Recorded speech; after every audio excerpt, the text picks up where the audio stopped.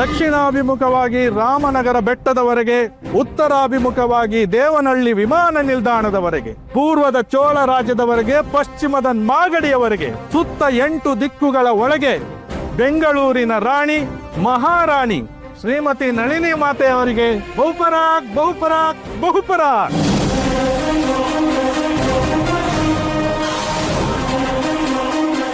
ಮಂತ್ರಿಗಳೇ, ಮಹಾರಾಣಿ, ನಮ್ಮ ಪುರಜನರ ಅಹವಾಲುಗಳನ್ನು ಸ್ವೀಕರಿಸಿದ್ದೀರಾ? ನಮ್ಮ ಗಿರಿಧರ ಹಾಗೂ ಶಶಿಧರನನ್ನು ಅದಕ್ಕಾಗಿಯೇ ಕಳುಹಿಸಿದ್ದೇವೆ.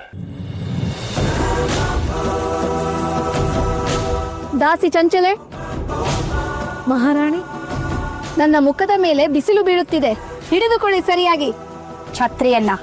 ಕ್ಷಮಿಸಿ ಮಹಾರಾಣಿ.